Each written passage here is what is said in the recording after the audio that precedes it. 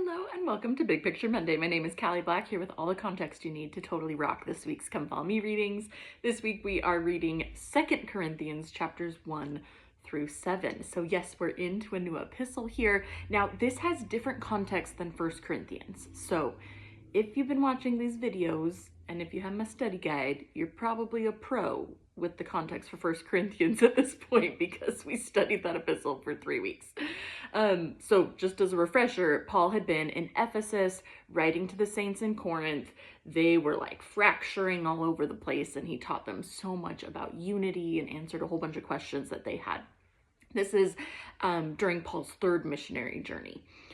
Now, here's what happened after Paul sent that first epistle to the Corinthians, right? He sent it off, and there in Ephesus, there was all of a sudden a big religious-based riot, a huge riot. And in fact, we read about this in Acts 19. So if you want to brush up on the riot in Ephesus, I'm pretty sure it's towards the end of Acts 19, but you can go read that for some context real quick. But this happens, Paul has to escape the city. He's got to get out of there.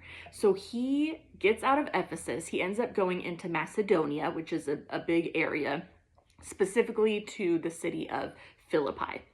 So that's where Paul is now. He's in Philippi, having escaped Ephesus, and about a year has passed since Paul first sent that first epistle to the Corinthians.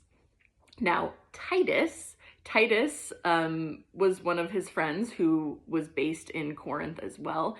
Titus finds Paul. He's coming from Corinth, and he finds Paul there now in Philippi, and he tells Paul how his letter was received, right? Because Paul's just sending it. He doesn't know what they're doing, right? He doesn't know if it got lost along the way. And so Titus says, guess what, Paul? They received your letter with gladness. They are making changes. They are repenting. They are becoming more unified. And Titus just has this glowing report for Paul about these saints in Corinth and these great changes that they've been able to make. And as you can imagine, Paul is so happy, so thrilled to hear this good news. Like it worked. These saints are making changes, and Titus is filling him in on all the details. It's pretty exciting. Now at this point, Paul now wants to write another letter to these saints in Corinth, and this is what we know as 2 Corinthians. So the cool part is that the first part of the letter is so nice. Paul is praising them for their goodness. He's boasting about the amazing things that they do. He's teaching them more beautiful doctrine about God and Jesus. Like, just this great letter to these Corinthians after kind of being chastised in their first letter, right? Here's the thing though. So this week we're reading chapters 1 through 7. Chapters 1 through 9, we're studying 2 Corinthians for 2 weeks, by the way, so this week and next week. Chapters 1 through 9 are really nice. Paul is just saying all these great things about the Corinthians.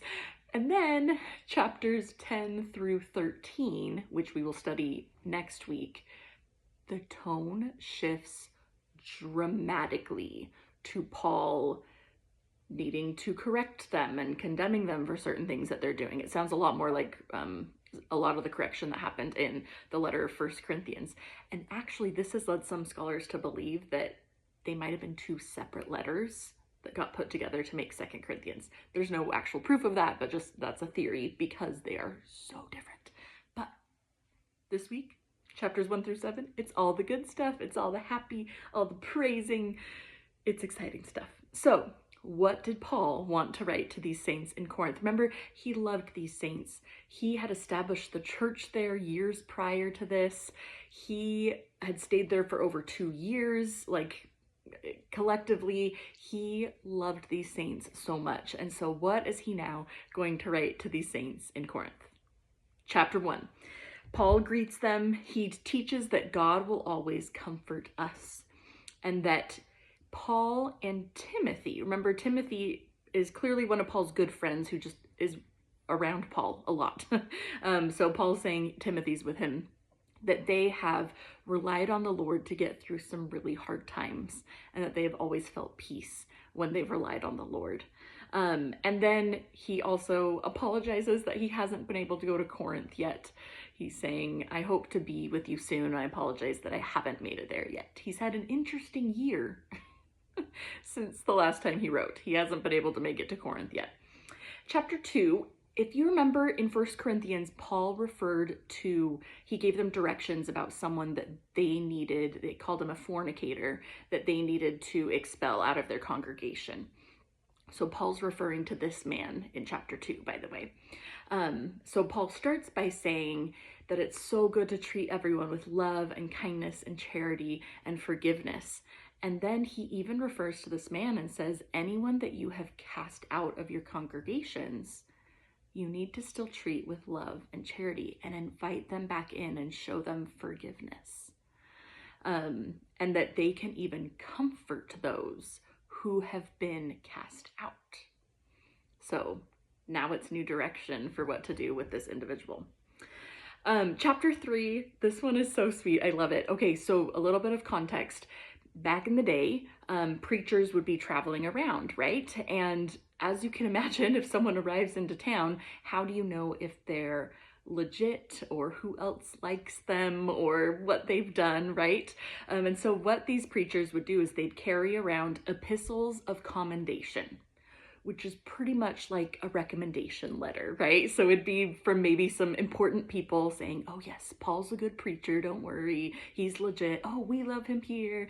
It's like a reference list that they could then show to people in a new area to be like, I'm legit, look what other people are saying about me, right? So Paul, of course, as with all other preachers, had these epistles of commendation with him. But in chapter 3, Paul tells the saints in Corinth that they are his epistle of commendation. Their goodness completely validates everything that he's doing. They are the people who are showing everyone what a qualified preacher Paul may be, right? So he's saying, you guys are the goodness that I have put into the world and the sign that I'm doing something right here, which I think is sweet. He talks about how we are all sufficient in God's love and that Jesus's law should always supersede the law of Moses. Need to be putting that away, right? Where the Spirit is, then the veil that clouds our understanding can be taken away. Moving on to chapter 4, God and Jesus bring light into the world while the devil blinds our mind and brings darkness. Even though disciples will face trial, like lots of trials and tribulations in their life, they can still be comforted because of the Spirit, and they will not be destroyed. And our current suffering will always seem so much smaller when compared with all of the blessings that await us in the future. Chapter 5, saints can desire to receive their eternal reward at some point, and that they should walk by faith and not by sight. Everyone will be judged according to their works.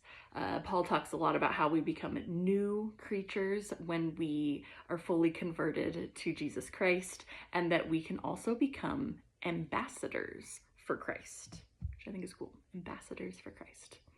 Chapter 6, Paul teaches that God's ministers need to be patient. They need to show patience, and that now is the day of salvation, and that God's people need to be separate. And finally, for this week, chapter 7, Paul talks about his difficulties, the trials that he's been through. And think about, Paul has a kind of a difficult story in general, but even just in the past year of Paul's life, finding a place in Ephesus to stay and then being kicked out by a riot and having to just find new places, he's gone through a lot. And he kind of explains, like, life has been a lot recently, which I think a lot of us can relate to. But he still finds joy with them. And he talks about when Titus arrived with the letter from you guys, how much joy it brought him, how happy he is to hear that other people are finding Jesus and repenting. And the idea that when we feel godly sorrow, that's what leads us to repent, right? What a cool letter that Paul writes. And I just love thinking about those Corinthians, to receive a letter correcting them and then to make the changes, like, that is huge. That is huge. I love that. Okay, that's it for this week. Next week we'll do the second half of 2 Corinthians. For my personal focus question this week, Paul talks a lot in these chapters about the Lord comforting him and the Lord comforting other people. And this might seem like a really obscure question, but it's one that's been in my brain, so I'm just going to go with it. I want to think about, what is comfort? What is comfort, and why is it nice to be comforted? I know, kind of weird, kind of like a meta question. So, but just, what is that? What does it mean when I'm comforted, and why is that a nice thing to enjoy? And then after pondering that, thinking about times in my life when I have felt comforted and what that has meant to me, and how I could maybe seek to comfort those around me a little bit more. So, comfort, that's my word. Being comforted, comforting others. What does it really mean? All right, have a great week this week, and happy studying.